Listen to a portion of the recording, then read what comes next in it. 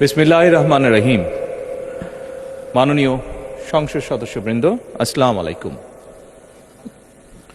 ফ্যাসিবাদের নির্মমতার শিকার অসংখ্য মানুষের কান্না আর হাজারো প্রাণের আত্মত্যাগের মধ্যে দিয়ে অবশেষে আজ থেকে পুনরায় যাত্রা শুরু হতে যাচ্ছে জনগণের ভোটে জনগণের কাছে জবাবদিহিমূলক সত্যিকার অর্থে জনপ্রতিনিধিশীল জাতীয় সংসদ।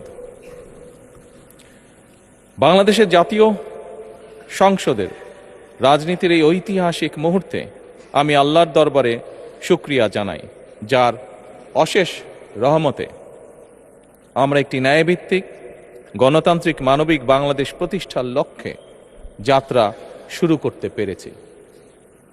1971 সালের স্বাধীনতা যুদ্ধের থেকে শুরু করে 2024 সালের দেশ এবং জনগণের স্বাধীনতা রক্ষার যুদ্ধ সহ এই পর্যন্ত দেশে গণতন্ত্র এবং মানুষের অধিকার প্রতিষ্ঠার সংগ্রামে যারা শহীদ হয়েছেন, ত্রয়োদশ জাতীয় সংসদ শুরুর এই যাত্রা লগ্নে আমি তাদেরকে কৃতজ্ঞতার সঙ্গে স্মরণ করছি।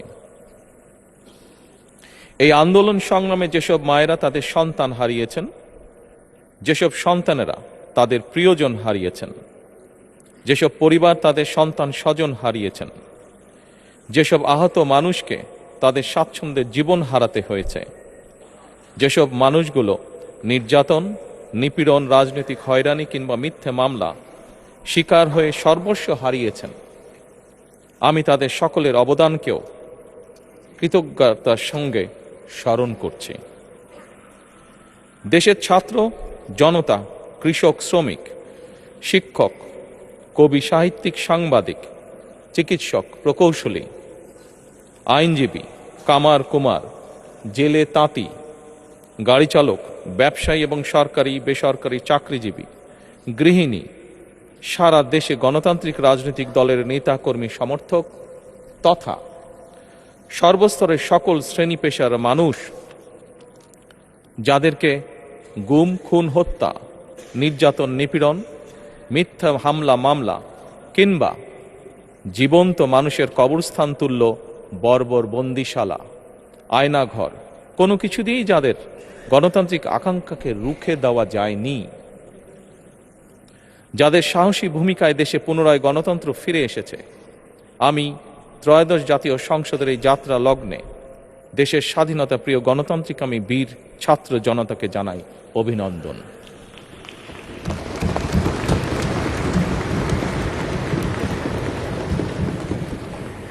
সম্মানিত সংসদ সদস্যবৃন্দ, দেশনেত্রী মরহুমা বেগম খালেদা জিয়া জনগণের অধিকার প্রতিষ্ঠায় দেশে সংসদীয় গণতন্ত্র প্রতিষ্ঠা করেছিলেন, সংসদীয় গণতন্ত্রকে প্রাতিষ্ঠানিক রূপ দিয়েছিলেন। সেই গণতন্ত্রকে প্রহসনের রূপ দিয়ে জাতীয় সংসদকে হাস্যরসের খোরাকে পরিণত করা হয়েছিল। দেশে তাবিদারি শাসন শোষণ কায়েম করা হয়েছিল। দেশে সংসদীয় গণতন্ত্র এবং জনগণের অধিকার পুনঃপ্রতিষ্ঠা করার জন্য দেশনেত্রী বেগম খালেদা জিয়া জীবনের শেষ দিন পর্যন্ত লড়াই করেছেন।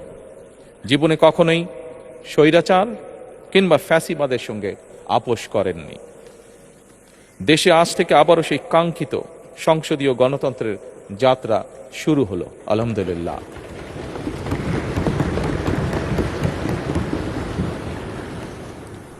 সংসদীয় রাজনীতি প্রতিষ্ঠাতা খালেদা জিয়া দেশ এবং জনগণের সাফল্যে এই শুভ মুহূর্তটি দেখে যেতে পারেননি।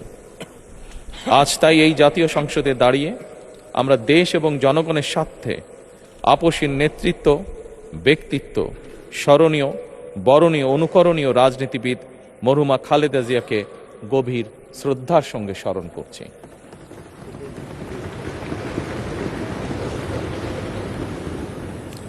সম্মানিত সংসদ সদস্যবৃন্দ, দেশে বহুদলীয় গণতন্ত্রের প্রবক্তা এবং প্রবর্তক, স্বাধীনতার ঘোষক শহীদ প্রেসিডেন্ট জিয়াউর রহমানের একটি উক্তির কথা আপনাদের সামনে আমি স্মরণ করতে চাই। তিনি বলেছিলেন, জনগণই যদি রাজনৈতিক দল হয় তাহলে আমি সেই দলেরই আছি। অর্থাৎ ব্যক্তি কিংবা দলের স্বার্থ নয়, জনগণের স্বার্থই সবচাইতে বড়। এটাই বিএনপির রাজনীতি।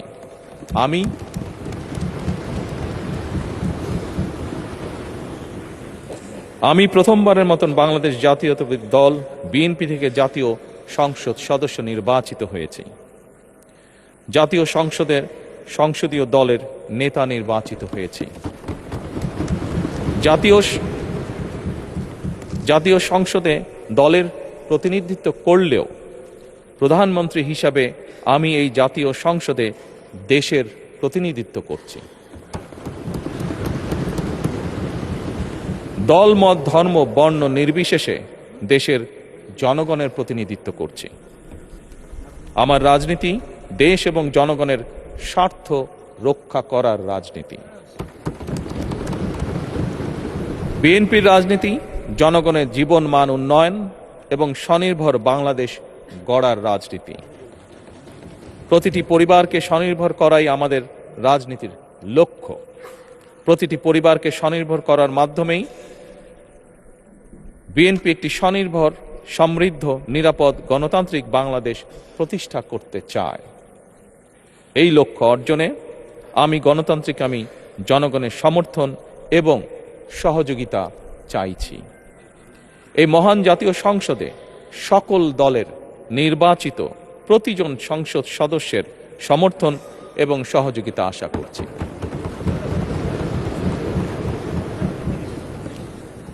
সম্মানিত সংসদ সদস্যবৃন্দ, আমি বিশ্বাস করি আমাদের দল কিংবা মত কিংবা কর্মসূচি ভিন্ন হতে পারে, কিন্তু তাবেদার মুক্ত, ফ্যাসিবাদ মুক্ত একটি স্বাধীন, সার্বভৌম, নিরাপদ, স্বনির্ভর বাংলাদেশ প্রতিষ্ঠায় আমাদের মধ্যে কোনো বিরোধ থাকতে পারে না, বিরোধ নেই। জাতীয় সংসদকে জাতীয় কর্মকাণ্ডের কেন্দ্রবিন্দু না করে বিতাড়িত ফ্যাসিস্ট সরকার জাতীয় সংসদকে অকার্যকর করে ফেলেছিল। আমরা এই মহান জাতীয় সংসদকে সকল যুক্তি, তর্ক আর জাতীয় সমস্যা সমাধানের কেন্দ্রবিন্দুতে পরিণত করতে চাই।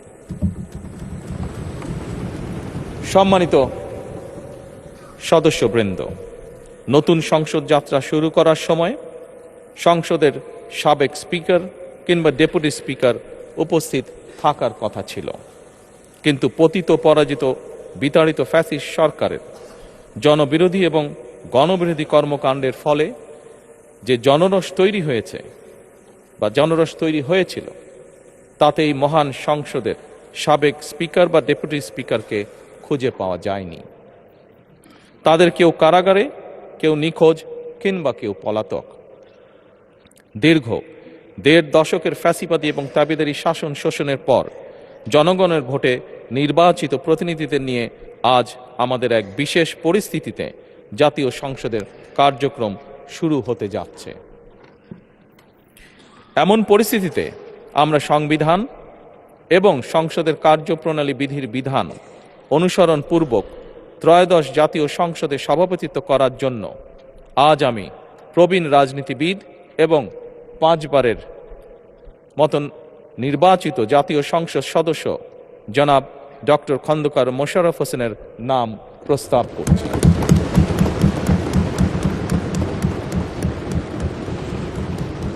সম্মানিত সংসদ সদস্যবৃন্দ, আমাদের সংসদীয় রীতিনীতির ইতিহাসে এই ধরনের পরিপ্রেক্ষিত নজিরবিহীন নয়।